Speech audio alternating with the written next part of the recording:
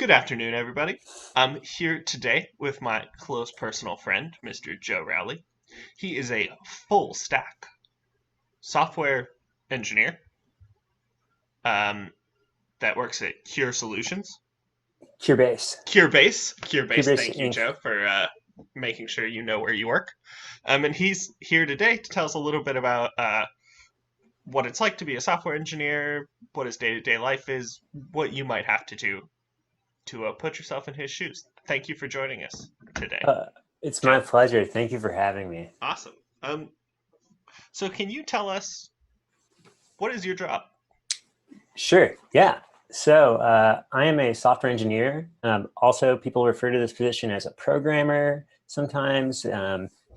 Yeah, there's a lot of different names, kind of the same type of jobs. But for me, I'm a full stack software engineer. So that means I build web applications like websites. And I build both the front end, which is the part that users look at and like click, and the back end, which is like the whole system that processes the data and saves it and things like that. So, and also I do things like manage the infrastructure. So the actual computers that the stuff goes on, I decide how big a computer and how many to do, things like that. So the full stack title refers to me doing all of those things. Cool. And Awesome. I work at a clinical trial research company. Yeah, Cool. And so can I ask you a little bit about that? So what is the company that you work for do? sure. Yeah. So I work for Cubase Inc. We're a small startup in San Francisco. So like something like 10 or 15 people. We're kind of spread out. Right now, we're all working remotely, but we have a couple people who live on the East Coast, and we run distributed clinical trials. That's what we call it. So a clinical trial normally is like, say you want to get like a new drug on the market, like to cure some ailment, new therapeutic, or say you want to test, for example, a new diagnostic. Like right now, a lot of people are trying to come up with new ways to test for coronavirus.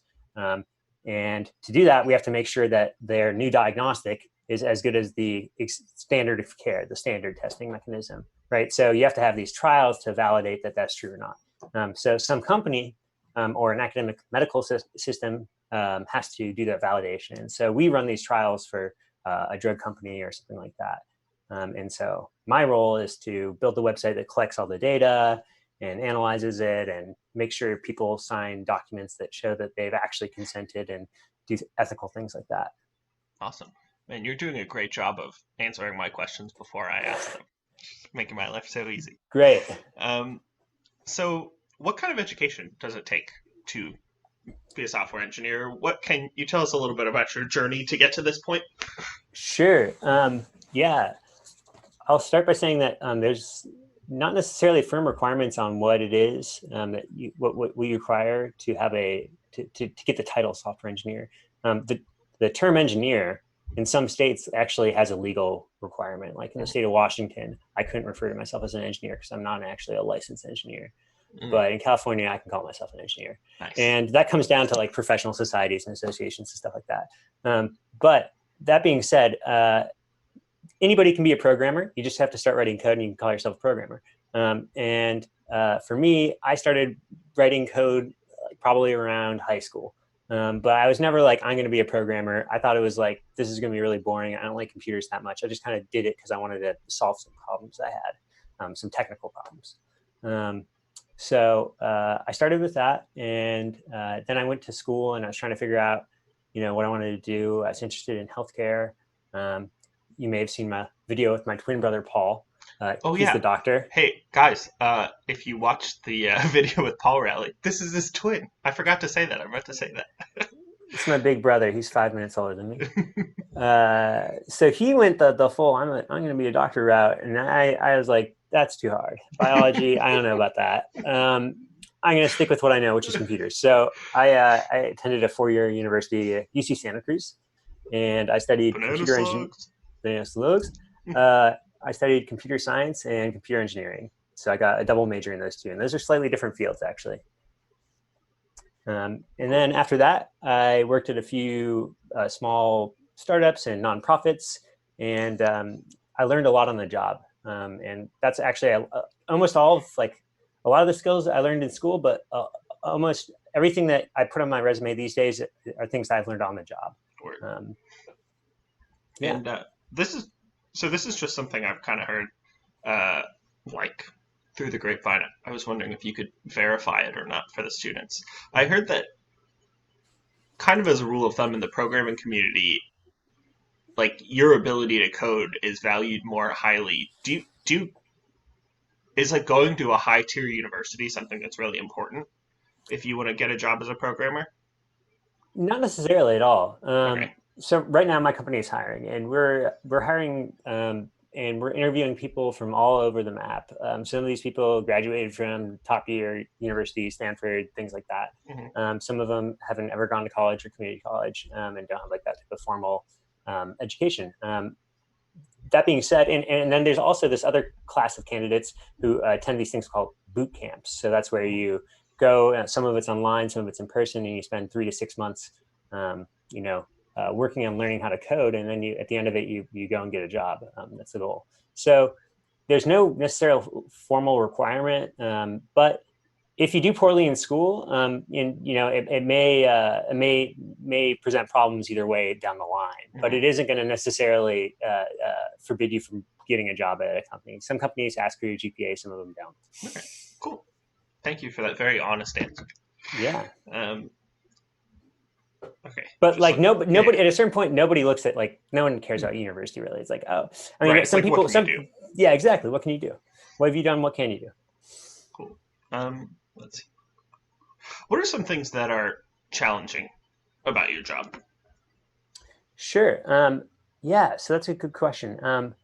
So for my job, we run these systems, and they're kind of mission critical because we're collecting this data on participants in these clinical trials, and we also give instructions to doctors on how to perform certain tasks that are necessary. And these are like medical tests and tasks. And so if the system breaks and somebody can't figure out what they're supposed to be doing or can't report something, it could jeopardize patient safety potentially. So we have to have really strong confidence that our system works. And as such, that means we, as engineers, have to be on call, which means, I have to carry my phone and I have to leave the ringer on.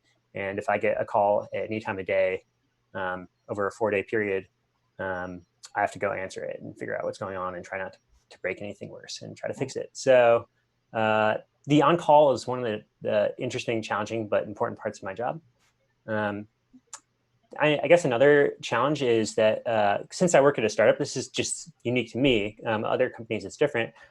We don't always have like the resources that other larger companies have. So if I get stuck on a problem, like a technical problem, I might be able to ask my coworkers for help, but they might be really busy. And even if they aren't busy, they might not have the answers either. So it comes down to like problem solving and grit and determination and just trying to figuring things out.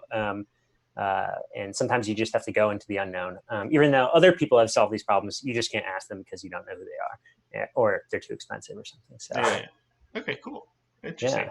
yeah, That's it. I interviewed another one of my friends. I don't know if you know. Do you know Ben Cheesegel? I don't believe I do. Okay. It doesn't matter. He's a software engineer, but he works at Cisco Systems, Sure. and he said kind of like the exact opposite of what you said. It's like when he runs into problems. That was the thing he really liked about his job when he runs into problems. It's such a big company that there's always like someone Yeah. I there. Yeah. mean, one of my favorite parts of the job is that right now I'm relatively early in my career. I've been Mhm. out of school for, I don't know, like 5 years or something like that. The, the beauty is because there isn't that support, the expectations are a little bit different. Mhm. And so I get to learn on the fly, and someone's paying me to figure these things out. And if you like doing that, it's a great opportunity because I'm able to like experiment and like run with these crazy ideas. And my team's like, well, okay, let's go for it. And let's see what happens. And being able to be creative and Mhm. make mistakes is like, really important to me. I like being able to, do my own thing and not have too many people telling me what to do. That's And super so I cool. get that at my company, and that's one quality of my smaller company that I like. Cool. Is there anything else? You kind of took the words out of my mouth. I was just about to ask you what you like about your job. Is there anything else you like besides having that freedom and independence? Yeah, there's a lot of different cool parts about my job and just being a programmer in general. I think like one major thing for me is like I said before, I like initially I was like, I'm not gonna be a programmer. I like people. Hmm. I want to help people.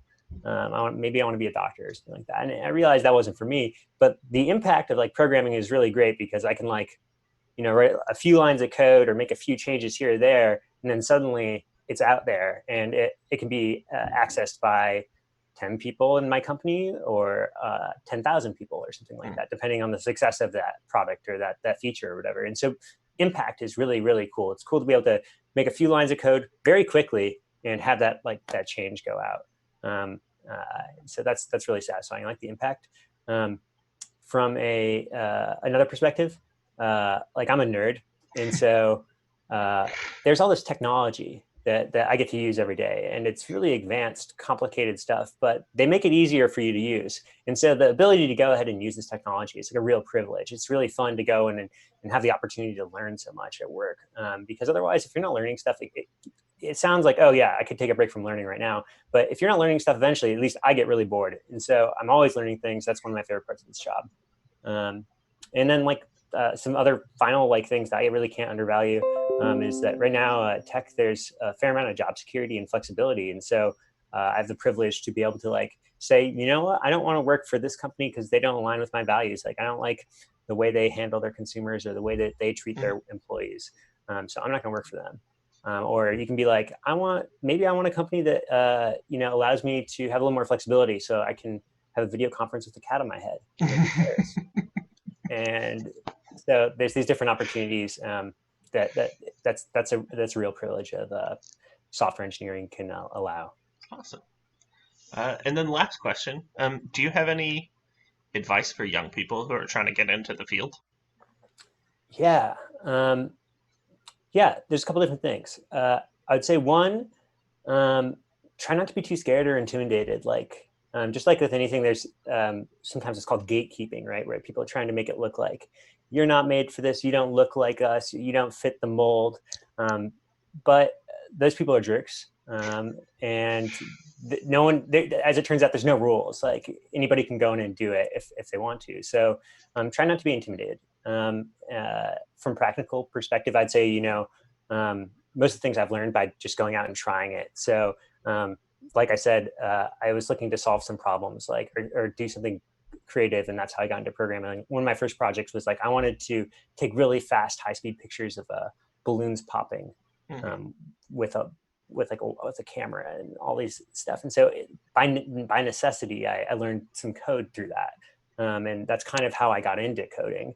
But that being said, just like try to solve a problem that you're interested in. So maybe you're doing your math homework, or maybe you're trying to chart something in your science class, and you find you're doing it in a lot, or you want a different understanding of it. Go ahead and see if you can and write that in a programming language. That's the thing I would say. And then the final other thing I'd say is, if possible, if you're trying to get into the field, reach out to other people that are doing it, and try to learn from them. Work with your peers who are a little bit more accelerated with that, and say like, hey, what's going on here? What's this? And people generally do want to help and want to teach each other. They appreciate the opportunity. So go out there and try to learn from each other. And on the similar vein, go ahead and teach other people when you can too. Awesome. Well, thank you so much, Joe. That was some great advice.